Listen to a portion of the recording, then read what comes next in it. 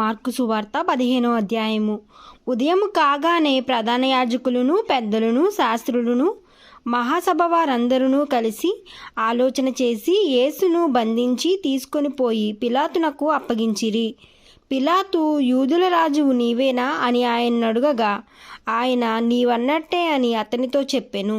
ప్రధాన యాజకులు ఆయన మీద అనేకమైన నేరములు మోపగా, పిలాతు ఆయన్ను చూచి, మరలా నీవు ఉత్తరమేమీ చెప్పవా? నీ మీద వీరు ఎన్నెన్ని నేరములు మోపుచున్నారో చూడుమనెను. అయినను యేసు మరి ఏ ఉత్తరము చెప్పలేదు గనుక పిలాతు ఆశ్చర్యపడెను. ఆ పండుగలో వారు కోరుకొనిన ఒక ఖైదీని పిలాతు విడిపించువాడు. అధికారులు ఎదిరించి కలహములలో నరహత్య చేసిన వారితో కూడా బంధించబడి ఉన్న బరబ్బను ఒక్కడుండెను.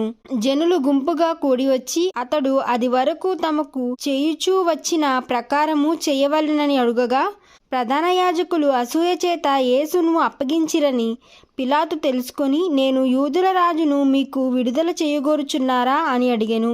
అతడు బరబ్బను తమకు విడుదల చేయవలెనని జనులు అడుగుకొనున్నట్లు ప్రధాన యాజకులు వారిని ప్రేరేపించిరి. అందుకు పిలాతు, అలాగైతే యూదుల రాజని మీరు చెప్పువానిని నేనేమి చేయుదునని మరలా వారిని అడిగెను.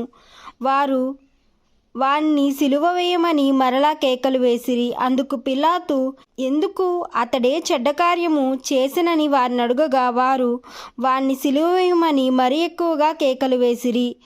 పిలాతు జనసమూహమును సంతోషపెట్టుటకు మనసు గలవాడై వారికి బరబ్బను విడుదల చేసి యేసును కొరడాలతో కొట్టించి సిలువ వేయమని అప్పగించెను.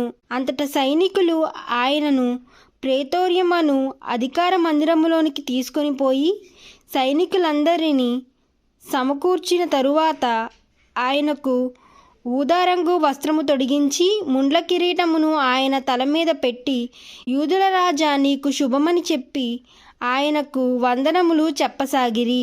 మరియు రెల్లుతో ఆయన తల మీద కొట్టి ఆయన మీద ఉమ్మివేసి మోకాళ్ళూని ఆయనకు నమస్కారము చేసిరి. వారు ఆయన్ను అపహసించిన తరువాత ఆయన మీదనున్న ఊదారంగు వస్త్రము తీసివేసి ఆయన బట్టలు ఆయనకు తొడిగించి ఆయనను సిలువ వేయుటకు తీసుకొని పోయిరి. కురేనీయుడైన సీమోనను ఒకడు పల్లెటూరు నుండి వచ్చి ఆ మార్గమున పోవుచుండగా ఆయన సిలువ మోయుటకు అతన్ని బలవంతము చేసిరి. అతడు అలెగ్జాంద్రియాకును రూపునకును తండ్రి. వారు గొల్గాతా అనబడిన చోటునకు ఆయన్ను తీసుకుని వచ్చిరి. గొల్గాతా అనగా కపాల స్థలమని అర్థము. అంతటా బోలము కలిపిన ద్రాక్షారసము ఆయనకిచ్చిరి గాని ఆయన దానిని పుచ్చుకొనలేదు. వారు ఆయన్ను సిలువ వేసి ఆయన వస్త్రముల భాగము ఎవరికి రావలెనో చీట్లు వేసి వాటిని పంచుకొనిరి. ఆయన సిలువ వేసినప్పుడు పగలు 9 గంటలాయెను. మరియు యూదుల రాజైన యేసు అని ఆయన మీద మోపబడిన నేరమును వ్రాసి పైగా నుంచిరి. మరియు కుడివైపున ఒకరిని, ఎడమవైపున ఒకరిని, 2 బందిపోటు దొంగలను ఆయనతో కూడా సిలువ వేసిరి. అప్పుడు ఆ మార్గమున వెళ్ళుచున్నవారు తమ తలలూచుచు, ఆహా, దేవాలయమును పడగొట్టి 3 దినములలో కట్టువాడా, సిలువ మీద నుండి దిగి నిన్ను నీవే రక్షించుకునుమని చెప్పి ఆయనను దూషించిరి. అట్లు శాస్త్రులను ప్రధాన యాజకులను అపహాసము చేయుచు, వీడితరులను రక్షించెను, తన్ను తాను రక్షించుకొనలేడా? ఇశ్రాయేలు రాజుగు క్రీస్తు ఇప్పుడు సిలువ మీద నుండి దిగివచ్చును, అప్పుడు మనము చూచి నమ్ముదమని ఒకరితోనొకరు చెప్పుకొనిరి. ఆయనతో కూడా సిలువ వేయబడిన వారును ఆయనను నిందించిరి. మధ్యాహ్నం మొదలుకుని 3 గంటల వరకు ఆ దేశమంతటను చీకటి కమ్మెను. 3 గంటలకు యేసు ఏలోయి ఏలోయి లామా సబక్తా అని బిగ్గరగా కేకవేసెను. ఆ మాటకు నా దేవా నా దేవా నన్నెందుకు చెయ్యి విడిచితివని అర్థము.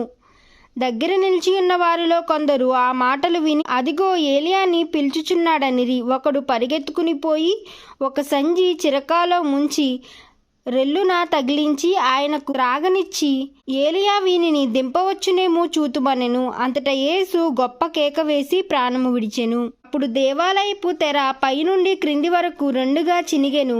ఆయనకెదురుగా నిలిచియున్న శతాధిపతి ఆయన ఇలాగూ ప్రాణము విడిచుట చూచి, నిజముగా ఈ మనుష్యుడు దేవుని కుమారుడే అని చెప్పెను. కొందరు స్త్రీలు దూరము నుండి చూచుండిరి.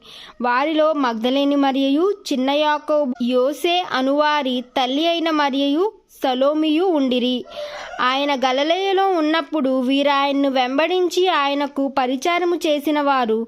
వీరు కాక ఆయనతో యెరూషలేమునకు ఇతర స్త్రీలు అనేకులను వారిలో నుండిరి. ఆ దినము సిద్ధపరచు దినము, అనగా విశ్రాంతి దినమునకు పూర్వదినము గనుక సాయంకాలం అయినప్పుడు అరిమత్తాయు యోసేపు తెగించి పిలాతునొద్దకు వెళ్ళి యేసుదేహము తమకిమ్మని అడిగెను. అతడు ఘనత వహించిన ఒక సభ్యుడై దేవుని రాజ్యము కొరకు ఎదురుచూచువాడు. పిలాతు ఆయన ఇంతలోనే చనిపోయేనా అని ఆశ్చర్యపడి ఒక శతాధిపతిని తన యొద్దకు పిలిచి ఆయన ఇంతలోనే చనిపోయేనా అని అతన్ని అడిగాడు. శతాధిపతి వలన సంగతి తెలుసుకుని యేసేపునకు ఆ శవమును అప్పగించెను. అతడు నారబట్ట కట్టుకుని ఆయన్ను దింపి ఆ బట్టతో చుట్టి బండలో తొలిపించిన సమాధి యొద్ద ఆయన్ను పెట్టి ఆ సమాధి ద్వారమునకు రాయి పొర్లించెను. మగ్దలేని మరియయు, యోసే తల్లి అయిన మరియయు ఉంచబడిన చోటు చూచిరి. ఆమేన్.